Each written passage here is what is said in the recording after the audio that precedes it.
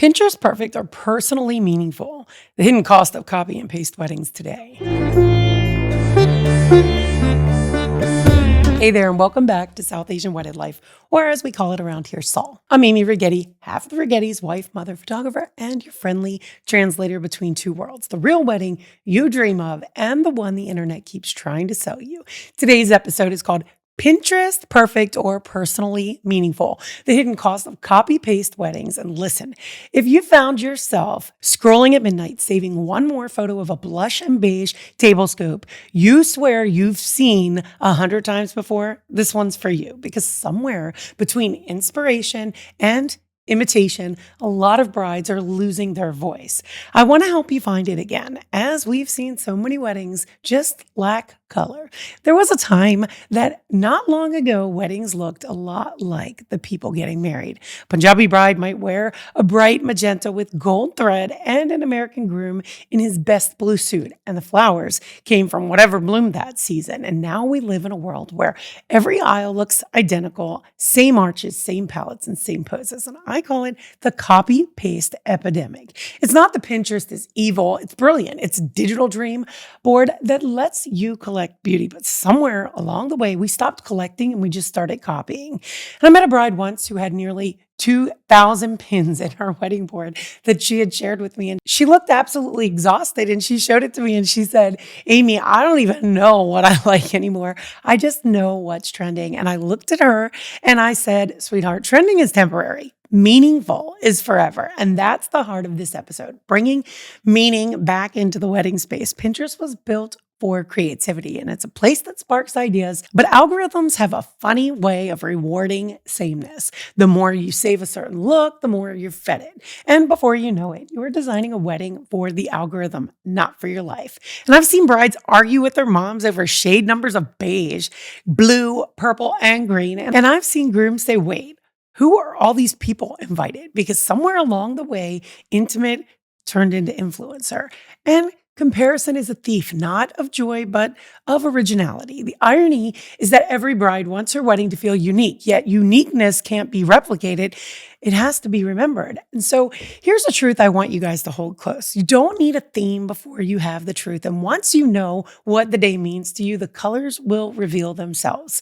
And from where I stand behind the camera, I can tell instantly when a wedding was planned from the heart versus from a hashtag. And the difference shows in movement. Authentic weddings breathe. They have flow, they have laughter, and that isn't staged, and tears aren't scripted. We've photographed lavish celebrations that felt empty and small backyard weddings that felt like cathedrals.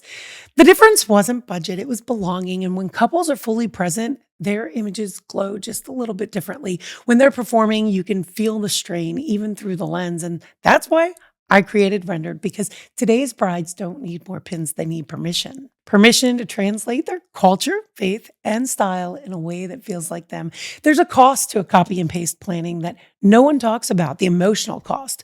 You start to feel like your own wedding isn't quite enough. And the financial cost, trends expire faster than credit card bills. The creative cost, you can't stop trusting your instincts. And we call that aesthetic debt. You spend thousands chasing what the internet says you should love, only to wake up after the honeymoon realizing it was never you. It's a quick self-check. I ask my brides, would you still love this idea if no one else saw it? If the answer is yes, keep it.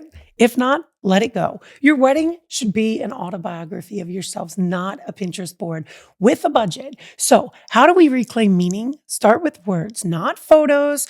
Write down what you want people to feel when they walk into your day, and ask why before the where. Why this venue? Why this ritual? Why this moment? And redefine luxury as alignment. Luxury is not gold flatware. It's clarity. It's looking around your reception and thinking, everyone here belongs to our story. And that's why I say in Rendered, beauty without meaning is just marketing. Choose meaning first and the beauty will follow. Close your eyes unless you're driving and picture your wedding day, not the decor, not the playlist, the feeling. What do you want guests to remember, and what do you want to remember? And ask yourself, if your wedding album was the only evidence of who you are, would it tell the truth? If not, this is your invitation to pivot. Start planning from values outward, not from trends inward, because the most beautiful thing you can wear on your wedding day is authenticity. And if today's conversation made you feel seen, heard, or maybe even a little understood, stay connected. Head to therigettis.com, where our world of weddings truly comes alive and where couples discover more than photographers. They discover us, a duo who lives and breathes the love stories we tell. From there, wander on over to SAWL.life, our home for South Asian wedded life, where legacy meets laughter and culture finds a modern rhythm. That's where you'll find our guides, books, and the latest updates on rendered and when rehearsed will be debuting. We're hanging out on Instagram and Pinterest at The Rigettis and on YouTube at Amy Rigetti, the heart of the Rigettis and South Asian wedded life. Until next time, keep choosing love, living curiously, and writing your story one moment at a time.